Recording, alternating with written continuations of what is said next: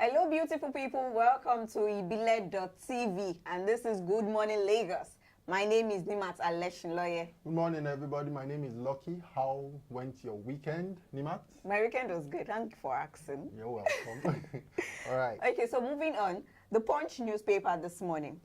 Defection. Your intervention too late. RAPC tells Buhari. The reformed All Progressive Congress on Sunday said it was too late for President Muhammad Buhari to start dangling juicy carrots before its members in order to stop their defection from the ruling APC.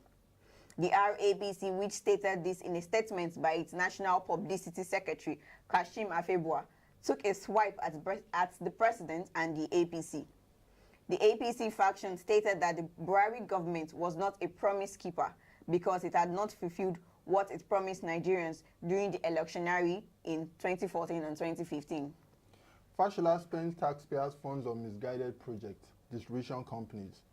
The confrontation between the power distribution companies and the Minister of Power Works and Housing, Babatunde Fashola, continued on Sunday when the discos fired back at the minister, accusing him of spending taxpayers' money on misguided projects.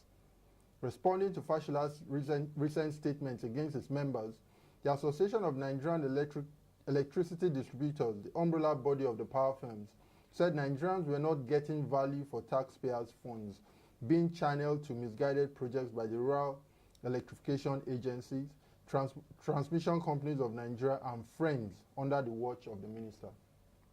Moving on to the Vanguard. IPOB faults Malami over comments on FG's refusal to release Dasuki and El Zakzaki. The indigenous people of the Biafra, IPOB, had condemned the statement credited to Minister of Justice and Attorney General of the Federation, AGF, Alhaji Abubakar Malami San, over the refusal of the federal government to obey multiple court orders to release both Sheikh Al-Zakzaki and former National Security Advisor,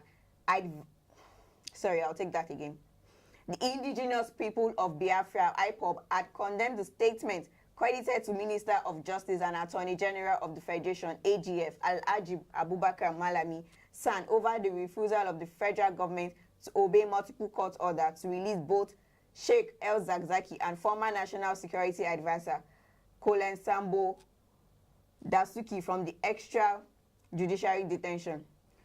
In a statement signed by spokesman Emma Powerful, IPOB stated, the most recent ruling by Honorable Justice Ijeoma Ujoku of the Federal High Court, Abuja, admitting Dasuki on bail has once again been ignored.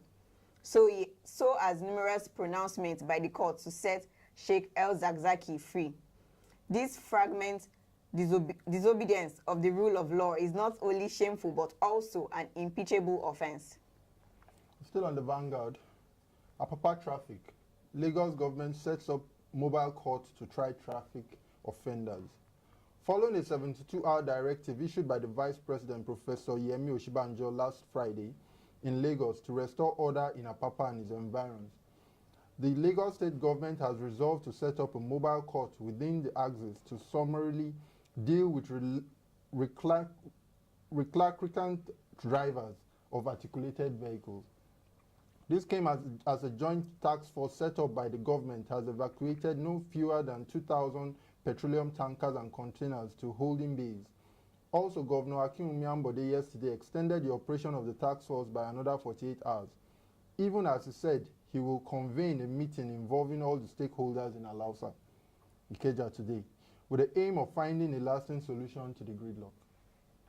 Moving on to The Guardian. Yeah, on The Guardian, currency devaluation, forex, cost of fund push firm to 10 billion naira losses. 5 manufacturing companies quoted on the Nigerian Stock Exchange were among the big losers in the 2017 financial year, which presented operational challenges to the sector as they lost more than 10 billion naira. The figures compiled by The Guardian showed that the hits came from the naira devaluation, scarcity of foreign exchange, that's forex, high cost of borrowing and low consumer spending. The problem persisted during the financial year despite measures by the government to reduce some of the effects on the manufacturing sector, including the difficulty in accessing foreign exchange, which were adjourned inadequately. Lawmakers renew plan to empower AMCON for debt recovery. Guardian.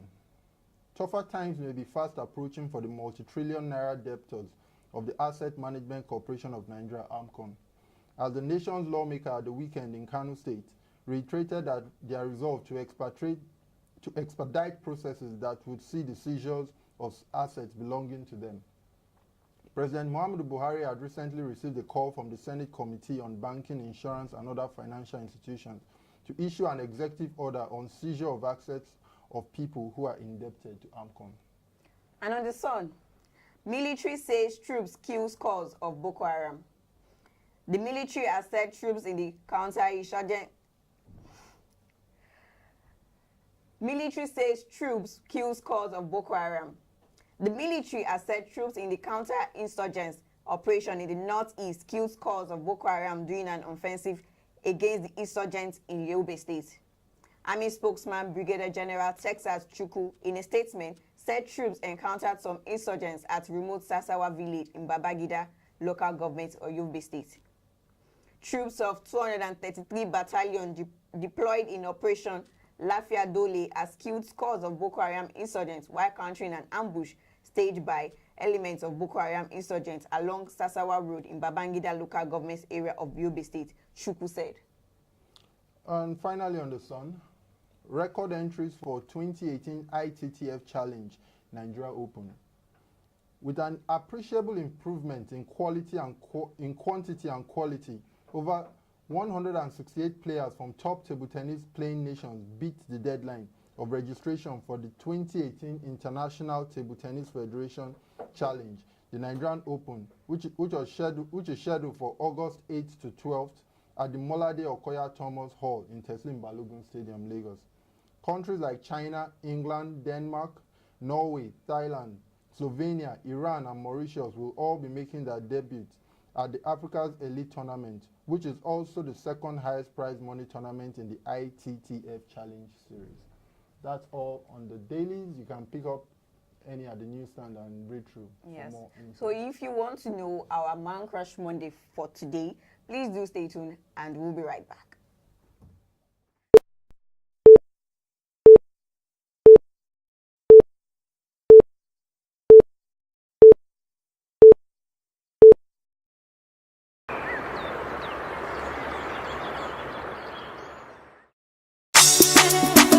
Ain't tight.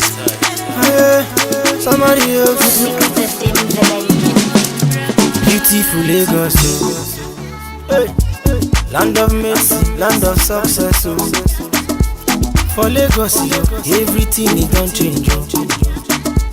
I say Governor Body is doing a great job, oh. Street lights all over Lagos, oh. It's bringing out the beauty in Lagos, oh.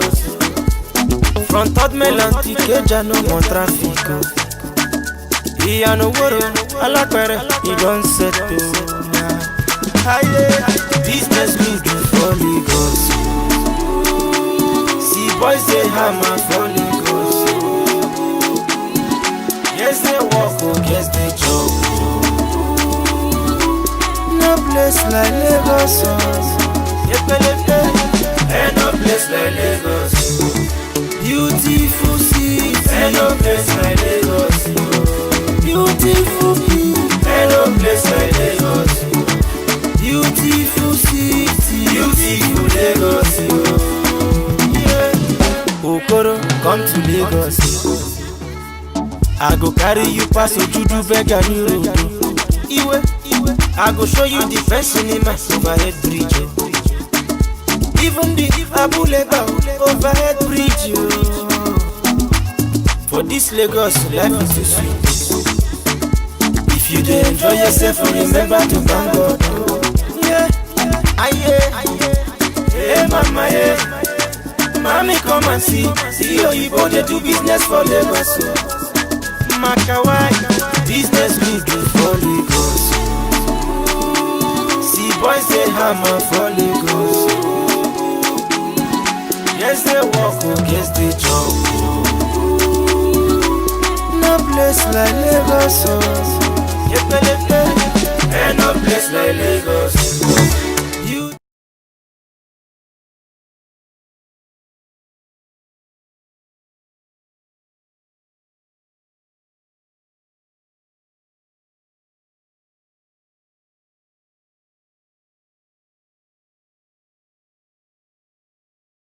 St. John Primary School, Aroloya, Lagos, and Children's Home School in Ibadan, southwest of Nigeria. Tinubu then went to the United States in 1975, where he studied first at Richard J. Daley College in Chicago, Illinois, and then at Chicago State University. He graduated in 1979 with a Bachelor of Science degree in accounting. Bola Ahmed Tinubu was elected senator for the Lagos West constituency in Lagos State, Nigeria in 1993. The election was just prior to a military takeover in December 1993. After the return to democracy, he was elected governor of Lagos State, holding office from 29 May 1999 to 29 May 2007. He is an influential member of the All Progressive Congress Party. He also holds both the chieftaincy of Ashiwaju of Lagos and the Jagaban of Bogu Kingdom in Niger State. He has been routinely referred to as the national leader of the APC during the presidency of Muhammad Buhari. Tinubu worked for the American companies Arthur Andersen, Deloitte, Haskins and Sells, and GTE Service Corporations. After returning to Nigeria in 1983, Bola Tinubu joined Mobil Oil Nigeria and later became an executive of the company. His political career began in 1992 on the platform of the Social Democratic Party, where he was a member of the faction of the People's Front led by Shehu Musa Yar'Adua, and made up of other politicians such as Dapo Sarimu and Yomi Edu. He was elected to the Nigerian Senate, representing the Lagos West constituency in the short-lived Nigerian Third Republic, after the result of the 12 June 1993 presidential elections were annulled. Tinubu became a founding member of the Pro-Democracy National Democratic Coalition, a group which mobilized support for the restoration of democracy and recognition of the results of the 12th of June. He later went on exile in 1994 and returned to the country in 1998 after the death of the military dictator Sani Abacha, which ushered in a transition in civilian rule. In the run-up to the 1999 election, Bola Tinubu was a protege of Alliance of Democracy leaders. Bola Tinubu was a protege of Alliance for Democracy leaders Abraham Adesanya and Ayo Adebanjo. He won the AD primaries for the Lagos State gubernatorial election in competition with Funshaw Williams and Wahab Dosumu, a former Minister of Works and Housing. In January 1999, he stood for the position of Executive Governor of Lagos State on the AD ticket and was elected. Tinubu's tenure as Lagos State Governor ended on 29 May 2007 when Babatunde Fashola of the Action Congress took office. And finally, on his private and personal life, Tinubu is married to Oluremi Tinubu, the current senator representing Lagos Central. His mother, Chief Abibatu Mogaji, died on 15 June 2014 at the age of 96. He is a Muslim. On the 31st of October, he lost his son, Jide Tinubu, to cardiac arrest in London. Well, that's all for our Man Crush Monday for today. And the information was gotten from Wikipedia. Yeah. So, well, what do we have? Our weather report for today. Yeah, so let's see what's happening in Lagos. Let's see what the weather is like in Lagos. Is it raining? Is it sunny? Is it just cloudy? Let's have a look at it.